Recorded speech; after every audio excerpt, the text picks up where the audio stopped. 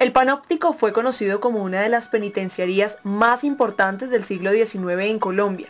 Se le dio este nombre debido a que la estructura de dicha cárcel incorporaba una torre de vigilancia en el centro del edificio anular que se dividía en celdas. Este diseño permitía que el vigilante pudiera observar a cada uno de los presos sin que estos se pudieran dar cuenta. La penitenciaría El Panóptico se comenzó a construir en 1874. Su diseño estuvo a cargo de Thomas Reed.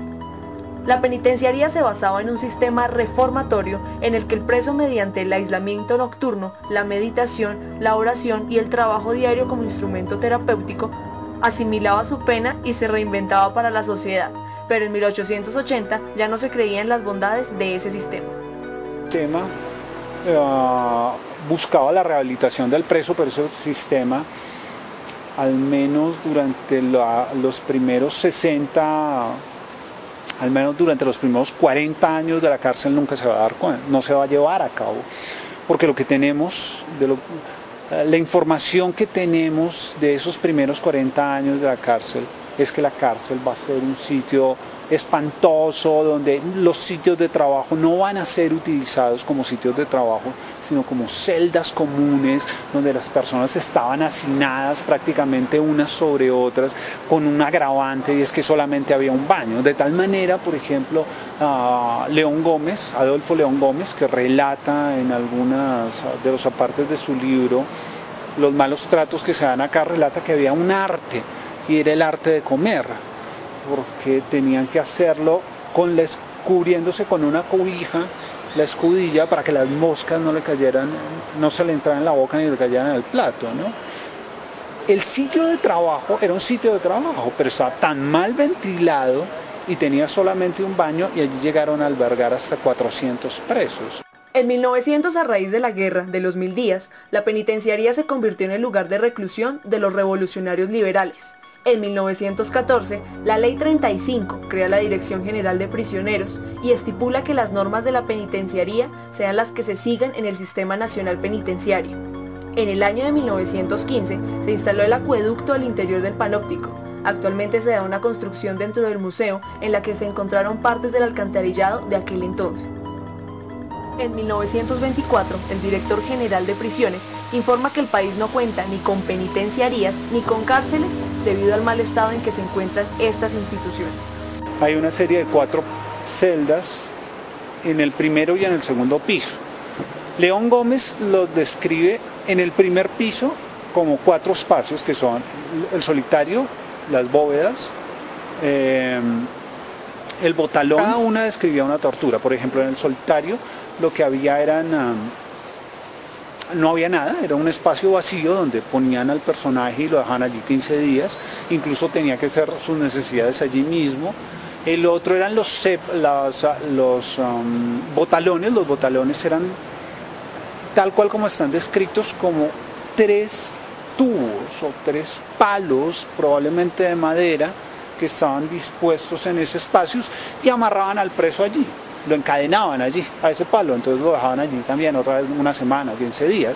Los terribles son, donde queda ahorita la bóveda de orfebrería, estaban los cepos. Los cepos sí eran una textura sumamente desagradable. Pero este cepo era muy particular porque era un cepo de pies, que se utiliza también dentro de las penas impartidas durante la colonia aquí en América.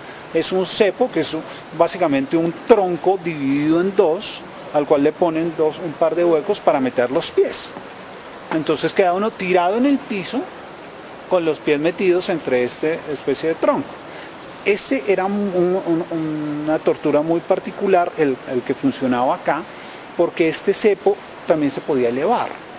Pero entonces, al elevar el cepo, la persona no quedaba patas arriba, sino que quedaba suspendida por sus tobillos.